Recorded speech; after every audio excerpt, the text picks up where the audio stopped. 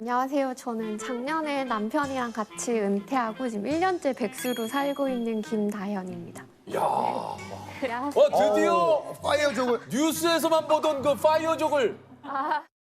예, 혹시 파이어족이라고 들어보셨습니까? 이 젊을 때 돈을 열심히 모아서 40, 50대에 일찍 은퇴하겠다는 사람들을 일컫는 말입니다.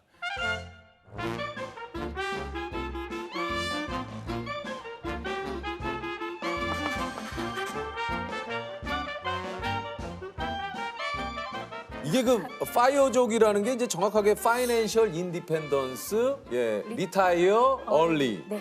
여기서 이제 파이어족인데 기사에서 제가 봤어요. 그리고요. 아, 저를 보셨어요? 예. 인터뷰 하셨었죠? 네, 최근에. 맞습니다. 네. 그거를 보고 제가 야, 이게 참 그래서 좀 재밌게 그 기사를 좀 봤는데 실례지만 지금 네. 여기 보니까 나이가 지금 40대 초반이신데. 네, 41.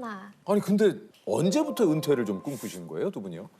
제가 35일 때부터 근데 30대 중반이면은 네. 한참 일해야 될 나이라고 다들 생각을 하시는데 네. 남편분께서도 네. 같이 은퇴를 하신 거잖아요. 네네네. 남편은 자기는 백수가 체질이라고. 아, 그래요? 남편이 어느 순간 이제 내가 40 되기 전에는 어떻게 세계 여행이라도 한번 가야 되지 않겠어? 라는 얘기에 처음에는 이제 뭐 그냥 여행 가고 싶다라는 마음이 훨씬 더 컸었고요. 그때 막 당장 일을 아예 안 할 생각까지는 아니었고. 아니었어요. 예. Samba, só danço samba. Vai, vai, vai, vai, vai. Só danço samba. 돌아서 어떤 일을 하면 좋을까? 막 그런 얘기를 남편이랑 대화를 하다가 이제 은퇴 쪽으로 방향을 틀게 된 거죠. 은퇴하기 전에 혹시 어떤 일 하시는지 여쭤봐도 됩니까? 저는 카카오랑 K에서 16년 동안 서비스 기획자로 일을 했어요. 남편께서도 같이 네. 같은 직장에서 근무를 하셨어요? 네, 카카오에서 만나서 사내 연애 했어요. 아니 근데 저 네. 잘은 모릅니다만 그 카카오가 뭐 지금도 네. 얘기들 하지 않습니까? 그 뭐 이제 입사하고 싶은 그 다섯 손가락 안에 드는 회사인데. 네. 아 근데 거기서 그냥 퇴사를 남편이 한 한마디가 저한테는 컸는데 뭡니까? 우리가 하고 싶었던 일들, 돈 버느라 못했지만 어릴 때 꿈꿔왔던 일들 그런 것들도 한번 해볼 수 있지 않겠어? 라고 얘기를 하는 순간 뭐 서비스 기획자가 저의 원래 꿈은 아니었으니까 그냥 이제 돈 버는 일을 그만하고 제가 하고 싶은 일을 하면서 살면 어떨까? 뭐 그런 생각이 들어서 사실 어떤 분께서는 지금 말씀하신 대로 이렇게 이제 대기업을 다녔으니까 그렇죠. 거기 뭐 또 연봉이나 이런 수준이 또 굉장히 높았을 거 아니냐 이런 생각을 하시는 분들 계실 수 있어요. 네, 제가 처음 직장 생활했을 때 2004년에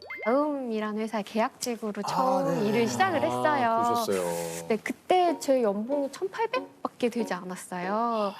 근데 이제 저는 일단 일이 되게 재밌었기 때문에 저한테 요구한 것 이상의 일을 해서 그냥 재밌어서 신나게 일을 했던 것 같아요. 좀 부끄럽고 싶지 않아서 열심히 일을 해서 정직원 전환하면서 연봉을 한 번 올렸고 예. 그다음에 거기서 이제 일을 하다가 한참 아이폰이 나오고 이제 대기업에서 콘텐츠 기획자들을 막 찾을 네. 때 이제 삼성전자로 이직을 할 때 연봉도 한 번 올리고 근데 이제 거기서 운하가 조금 달라가지고 고민을 하고 있을 때 다시 돌아오라고 하셔가지고. 네, 다시 돌아갔어요. 그때는 연봉이 좀 깎이긴 했는데 이제 날 불러줬으니까 감사하잖아요. 그래서 진짜 되게 열심히 일을 했어요. 그래서 일단 그때 평가를 되게 잘 봐서 그때도 연봉을 올리고 그러니까 이직을 하고 평가를 잘 받고 그냥 사람들이 원하는 기대치 이상의 일을 보여주면은 그게 차근차근 이제 월급이 오르는 거예요. 그러니까 초년생 때는 이제 지금 받는 연봉이 적을지 몰라도 이게 나이가 되면 이건 완벽한 복리 효과이기 때문에 차근차근 쌓이면 이제 어느 순간 나이가 들면 이제 조금 은퇴할 때 직급이 어떻게 되셨습니까? 실례? 저는 그래서 이제 리더를 맡고 있어요. 그러니까 약간 팀장님이신 거죠? 네네네. 또 그 팀장님이시면은 네. 이게 뭐 여러 가지 수당에 뭐 진짜 혜택도 굉장히 많잖아요. 네. 이제 인센티브 비율이 조금 더 높고요. 높고요. 그다음에 이제 통신비 할인. 통신비 할인 모두가 받습니다. 그건 똑같아요. 통신비 0으로 찍힐 때가 제가 너무 좋은데. 통신비 0이에요? 0으로 찍혔었죠, 2년간은. 그러니까 지금은 사실 이제 그런 문화들이 많이 바뀌고 있긴 합니다만 입사하셨던 2000년대만 하더라도 뭐 야근은 필수다 막 이런 얘기를 막 했었잖아요. 그때는 IT 업계 하면 이제 막 3D 업종으로 맞아요, 불리면서 맞아요. 정말 힘든. 불이 네. 꺼지지 않는. 예? 사람 수 대비 조금 일이 많았고 그때도 이제 약간 경쟁하는 시기 초반이니까 다들 자리 잡기 위해서 진짜 신규 서비스들 되게 많이 런칭할 때니까 그래서 그때 이제 한 번은 막 택시비만 한 달에 60만 원씩 나왔던데 왜냐면 차가 끊겨가지고 차가 끊길 때까지 야근을 해서 택시비가 안 되는 60만. 그렇게 일을 했던 시기도 있었죠.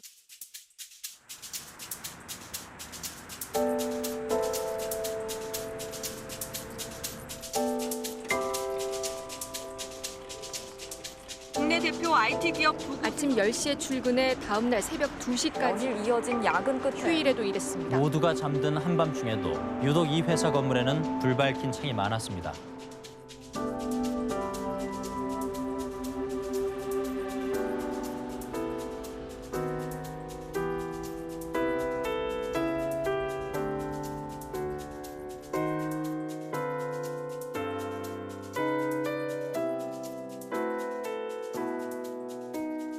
일단 저는 사실 그러니까 일하는 게 재미는 있었어요. 새로운 뭐 서비스를 만들고 사람들이랑 협업한 게 되게 재미있고 좋았는데 회사가 원하는 게 일만은 아니고 회사의 목표를 달성하기 위해서 약간 압박 같은 게 네. 있는데 그러기 위해서 저만 힘들면 되는 게 아니잖아요. 같이 일하는 사람들한테 약간 좀 몰아붙이는 것도 해야 되고 약간 그래야 되는데 제가 그런 걸 잘 못하겠더라고요. 그래서 이게 또 그래요. 이런 자유로운 분위기에서 자율적으로 뭔가 성과가 나면 좋은데 그렇죠. 이게 또 그렇지가 않아. 그렇지 않아요. 특히 퇴사하기 직전에 진짜 뭐 그랬는데 뭐 아침 6시에 일어나서 회사에 출근하고 뭐 하루 종일 막 회의를 7개씩 해요. 하루 7개씩 하면 막 이제 일과 시간이 끝난 다음에 이제 제 일을 시작하는 거예요. 그래서 막 밀린 메일들 보면서 답변해주고 뭐 밀린 기획 같은 거 정리하고 그러면 회사에 막 10시, 11시쯤 퇴근해요. 그러면 집에 도착하면 하루가 지나 있어요. 그렇게 평일을 내내 보냈던 것 같고 아니 근데 저기 회의가 어떻게 7개인가 되지? 그러게 말이에요. 하루 종일 막 말만 하는 거예요. 막 아침부터 저녁까지. 그 당시에는 서울에서 근무하고 있었는데 제주도에 그때 본사가 있고 단기 프로젝트 했을 때는 제주도에 프로젝트룸을 잡고 거기에 가둬놓고 일하거든요. 제주도에 있으면 가족 없고 친구 없고 완전히 고립된 상태에서 진짜 일만 하는 거예요. 그렇게 파견을 가서 이제 막 한두 달 진짜 집중해서 일을 했는데 그게 진짜 결과가 잘 나왔어요. 막 원래 평소 수치보다 한 2~3배가 지표가 올랐나? 거의 꿈은 일에 대한 꿈 꾼 것 같아요. 회사 다닐 때는 제가 실수해서 망치는 꿈을 그렇게 많이 꿨어요. 그래서 약간 퇴사하기 전에는 조금 불안장애 증세 같은 게 있어서 막 숨 못 쉬고 막 심장 막히 막 빨리 뛰고 막 그런 증상이 조금 있어서 건강이 좀 많이 안 좋아졌었어요. 그래서 그것도 진짜 은퇴를 해야 되겠다 결심했던 이유 중에 하나. 너무 스트레스를 많이 받아가지고 스트레스성 장염으로 응급실에 간 적이 있어요. 근데 그렇게 응급실에서 막 이렇게 누워있는데 남편도 막 나를 보면서 왜 아플 때까지 일하냐고 할 수 있을 만큼 하지 왜 아플 때까지 일을 해? 라는 얘기를 했는데 그냥 그 순간 좀 깨달아진 것 같아요. 그러니까 그때까지 일의 보람 회사 일에서 찾았다면 그 보람 회사 일이 아닌 내가 좋아하는 일에서 보람만 느낄 수 있으면 일은 무엇을 해도 상관없겠다라는 걸 그때 좀 저는 깨달았어요. 아프고 나서. 남편께서는 좀 네. 그 은퇴하신 이유 중에 뭐 좀 그런 얘기를 좀 나누셨을 거 아니에요? 제 남편은 개발자인데 개발자라는 직군은 진짜 끊임없이 공부하고 발전을 해야 돼요. 진짜 공부를 놓을 수 없는 직업이에요. 근데 이제 개발자에 그거 들어가 있구나. 끊임없이 노력하고 발전해. 네네. 왜냐하면 새로운 기술이 계속 나오니까 계속 따라잡아야 되는데 이제 개발자들은 그런 사람 되게 많아요. 어릴 때부터 꿈이 개발자야. 자기는 개발하는 게 일이 아니라 너무 재밌고 행복한 사람들이 진짜 많아요. 맞아, 맞아. 그 사람들은 집에서도 막 개발하면서 행복해하고 이런 사람들이 그리고 젊은 친구들 정말 머리가 비상하게 돌아가는 젊은 사람들이 있으니까 남편 이제 나이가 들면서 이제 좀 그걸 따라가기 좀 힘들어 버겁다. 했어요. 예. 기획이나 저도 마찬가지인데 이런 업계는 너무나 어깨가 빨리 변하니까 계속 따라잡아야 돼요. 그냥 젊은 사람들의 반짝반짝거리는 머리를 따라가기가 힘들어요. 그래서 저희 이제 약간 나이가 들고 생각한 건 나의 경험이 쌓여가지고 그게 뭔가 더 큰 가치를 낼 수 있는 일을 했으면 좋겠다인데 이쪽은 좀 새로운 걸 계속 배워야 되니까 나의 경험이 언제 보면 다 이제 레거시가 되는 거예요. 그래서 이게 참 저는 그 말이 아까 확 걸렸어요. 끊임없이 발전해야 된다라는 말에 뭔가 좀 턱 걸리는 느낌이라고 할까요? 네네. 그거는 사실 좀 인간으로서는 좀 불가능한 거 아닙니까? 근데 되게 재밌어하는 사람들도 많아가지고 그런 사람들이 그냥 계속 꾸준히 가는 것 같아요. 팀 내에 계실 때도 좀 그런 신입사원이나 후배들이 좀 보일 때가 좀 있죠. 그렇죠. 면접 볼 때 그런 거 되게 많이 느껴요. 신입사원들 보면은 너무 똑똑하고 말도 너무 잘하고 이렇게 스펙도 좋은데 나라도 내 자리를 빨리 내주고 아닙니다. 근데 순간적으로 팀장님이 왜 그런 생각이 드셨는지 네. 왜 35살에 은퇴에 대한 계획과 생각을 했는지가 네. 이게 또 어느 정도는 어렴풋이 또 이해가 갑니다 이게. 보통 저희가 봤을 때는 이제 그런 경우 있습니다. 뭐 스톡옵션이나 내지는 뭐 비트코인, 로또 뭐 이런 그 큰 행운이 갑자기 따랐을 때 갑자기 목돈이 생겼을 때는 뭐 하던 일을 그만두고 뭐 이런 건 봤습니다만 지금 네. 두 분에게는 그런 일이 일어나서 지금 은퇴를 하신 건 그런 아니죠? 거는 아니죠. 워낙 뭐 집에 뭐 본인 명의로 돼 있는 뭐 땅도 좀 있고 뭐 한마디로 뭔가 믿는 구석이 있을 있지 것이다. 않을까? 라고 좀 의심을 네. 갖게 됩니다. 죄송합니다. 아니 저는 대학도 제가 다 뭐 학자금 대출받고 제가 다 벌어서 다녔고 집이 막 부유하지 않아요. 남편이랑 저는 되게 그냥 평범한 가정에서 살아왔고 목표했던 은퇴 자금은 한 어느 정도로 생각을 하시는 건가요? 저희가 가계부를 계속 썼는데 한 달 생활비 한 250만 원에 그다음에 연간 나가는 세금 같은 돈 한 300 해가지고 3,300 정도를 연간 예산을 했고 세금 포함 3,300. 네네네. 그러고 저희 남편이 만 55세부터 이제 연금을 받기 시작하니까 그리고 제가 받을 때까지 6년의 시간이랑 계산해서 보니까 저희한테 필요한 생활비 4억이더라고요. 그리고 이제 여행을 꿈꾸면서 은퇴를 했으니까 여행 다닐 비용은 대략 1억 정도로 계산해서 5억을 목표로 그 준비를 했습니다. 그러니까 우리가 연금이 들어오기 전까지 55까지 네. 필요한 금액은 네. 5억이다. 네. 이 연금은 따로 이렇게 준비를 하셨다고 얘기를 하셨는데 네. 5년, 10년, 15년 선택해서 이제 나눠서 받을 수 있는데 저희는 국민연금 받을 때까지 이제 10년간 나눠서 받을 계획이에요. 개인연금이랑 퇴직연금을 그렇게 10년간 나눠 받으면 둘이 합쳐서 이제 그럭저럭 생활 비용이 되고 국민연금 받을 때도 둘이 합치면 어느 정도 되긴 하는데 이제 그 시기가 되면 몸도 좀 아플 거고 조금 더 돈이 필요하지 않을까 해서 지금 저희가 이제 그 은퇴할 때 자금 준비한 것 중에 이제 매매해서 지금 살고 있는 이 집을 팔고 그 차익으로 살려고 준비를 했거든요. 그래서 약간 저렴한 곳에 집을 사서 그거를 주택연금으로 돌리려고 생각하고 있어요. 그래서 주택연금이랑 국민연금 합치면 그냥 먹고 살만 하겠더라고요.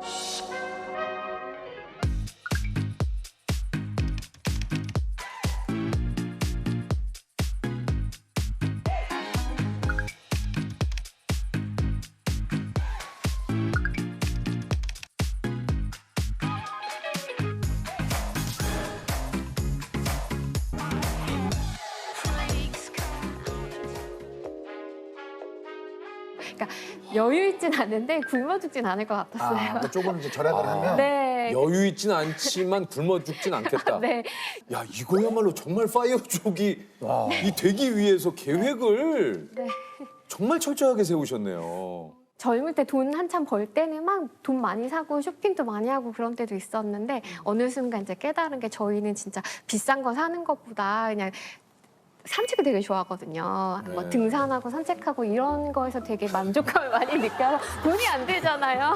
그냥 걸으면 되는데. 걸으면 되니 그냥 신발만 좋으면 돼요. 일단 우리 그 조셉 같은 경우는 산책 가려면 일단 아래 위로. 사야죠. 네. 일단 나는 산책 가는데 아래 위로 저는- 풀착을. 제가 솔직히 말씀드리는데 저는 백화점 산책을 참 좋아해요. 저는 저는 겨울에는 백화점 산책 좋아해요. 저는 거기 가서 유산소. 그러니까 지금은 이제 상대적으로 좀 힘들지만 네. 그냥 가서 쭉 돌아다니면서 이것 보고 저것 보고. 안녕하세요. 안녕하세요. 네, 안녕하세요. 그래서 이거 이쁜가요? 그래서 다음에 뵙겠습니다. 저는 진짜 어린 시절은 정말 그냥 시키는 걸 잘하는 사람이지 내가 뭘 좋아하는지에 대한 생각 없이 그냥 공부해야 하면 공부하고 뭐 대학 가면 대학 가고 그냥 그렇게 살았던 것 같아요. 근데 그러다가 이제 은퇴를 결심하고 그때부터 저는 남편이랑 같이 하고 싶은 일 좋아하는 일을 되게 많이 고민을 했던 것 같아요. 그때 떠오르는 게 제가 어릴 때 막연히 가졌던 작가라는 꿈이었고 그래서 글을 쓰기 시작했고 아 회사를 나와도 내가 꿈꾸는 일을 해도 끝이 아니구나. 나에게 계속 기회는 찾아올 수 있는 거구나. 그런 생각을 많이 하게 됐던 것 같아요. 은퇴를 한다고 했을 때 주변 분들도 뭐 어떤 반응들이 좀 있었는지. 일단 뭐 이제 제일 많이 하시는 건 아프면 어떡하냐. 근데 이제 사실 진짜 막 큰 돈을 줄 정도로 아프면 그때는 어차피 회사를 다니기도 힘든 거고 아프면은 치료비 걱정돼서 실손보험은 들고 있습니다. 네. 실손보험은 들고 있고 이야, 다 계획이 있으시구나. 그리고 그렇게 계속 일하다가 더 아플 것 같은 거예요. 그래서 차라리 그치. 회사를 나와서 건강하게 살면 그게 오히려 더 낫지 않을까 그렇게 얘기. 혹시 좀 은퇴를 꿈꾸시거나 예를 들면 나도 은퇴를 해볼까 하시는 분들에게 좀 혹시 네. 그런 일단 얘기를 해주신다면. 나를 행복하게 하는 일이 뭔지를 좀 생각을 해봐야 되는 것 같아요. 이제 만약에 나를 행복하게 하는 게 어떤 뭔가 이제 물건을 사는 일이라던가 아니면은 좋은 레스토랑에서 스테이크 먹을 때가 난 행복하다 그러면 그거는 그래. 정말 큰 돈이 있지 않고서 은퇴하면 힘들어지니까 나를 행복하게 하는 일들이 무엇이고 그걸 하는데 내가 얼마만큼의 돈이 드는지를 조금 생각해보고 그거에 맞춰서 계획을 세워야 되는 것 같아요. 각자의 또 상황이 다 다르기 때문에 처한 상황이. 또 일을 하면서 얻는 성취감도 분명히 있으니까. 그렇죠, 그렇죠. 맞습니다. 예. 근데 저희 언니 같은 경우에 이제 제가 사는 거 보니까 되게 이제 좋아 보였나 봐요. 나도 은퇴하고 싶어 막 그런 얘기를 하는데 저는 이제 저희 언니를 봤을 때 저희 언니는 회사에서 얻는 성취감, 회사에서 인정받는 욕구가 되게 큰 사람이에요. 근데 그런 사람 은퇴하면 저는 쉽지 않은 거예요. 왜냐하면 맞아요. 은퇴 이후에 내가 그거를 대체할 수 있는 게 있을까 그걸 조금 준비가 필요한 것 같아요. 그러니까 그렇게 나를 인정해줄 사람이 없어요. 스스로 칭찬해. 나 오늘 잘했어. 이건 스스로 칭찬해야 되는데 아, 나 오늘 잘했어. 뭐 남들은 모르겠지만 난 정말 엄청난 일을 해냈어.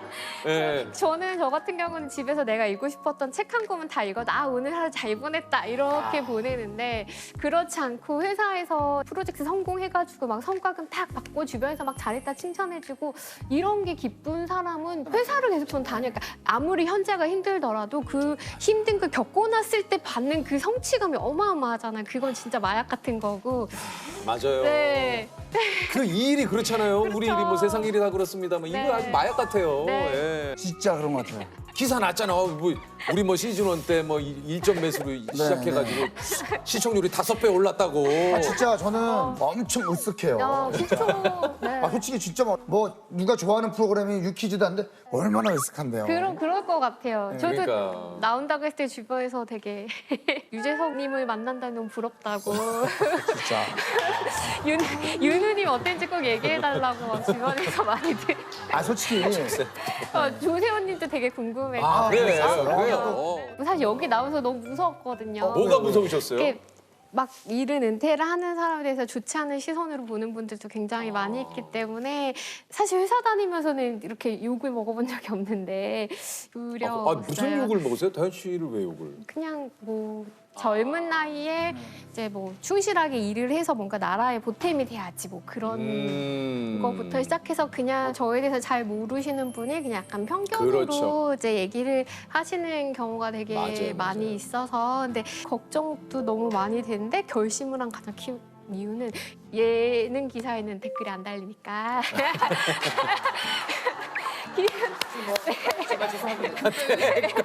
댓글 때문에. 그 얘기 갑자기 생각났는데 제일 많이 댓글 달린 게 막 국가에 대한 의무를 다하지 않는다고 했는데 저 막 세금 보험 지금도 열심히 내고 있습니다. 막 그렇죠. 세금 예. 다 내고 있고 국민연금도 계속 납부하고 있는데 예. 사람들이 저 같은 사람은 국민연금 주면 안 된다고 댓글이 그렇게 근데 많이 보통 이제 그런 걸 쓰는 사람이 국가에 대한 의무를 안 하는 사람들이 꽤 많아요. 걱정합니다. 우리 조셉이 또 사회적인 메시지 하나 던지는 겁니까? 우리 오랜만에 우리 또 조셉이 드디어 유퀴즈 한 3년 만에 사회 메시지. 야, 네. 한번 던져봤습니다. 솔직히 말하면 뭐 다현 씨가 뭐 의무를 다하지 않은 게 뭐가 있습니까? 네, 그럼요. 네. 근데 이제 뭐 저는 그렇게 생각합니다. 뭐 어떤 선택을 하든 이건 다양한 삶의 방식이에요. 그럼요. 그러니까 저희 또 뭐 유퀴즈에서 그래서 다현 씨를 오늘 모셔서 이런 얘기를 듣고 있지만 네. 사실 저는 좀 이렇게 좀 다양해져야 된다고 생각하거든요. 생각의 틀이 자꾸 좁아지고 한 곳으로 가는 맞아요, 거는 맞아요. 정말 이거 바람직하지 않은 네. 것 같아요. 이 다양한 어떤 삶의 방식을 통해서 사회가 좀 저는 발전을 한다라고 생각을 하거든요. 네. 내 생각이 어떻든 간에 나의 기준은 내가 지키면 되는 거고 맞습니다. 타인에게 어떤 나의 생각이나 나의 기준을 자꾸 강요하는 것만큼 하지 말아야 될 일은 없는 것 같습니다. 그래서 네. 오늘 다현 씨가 나와서 이 얘기를 들으니까 넌 너무너무 좋은 저도요. 거예요. 감사합니다.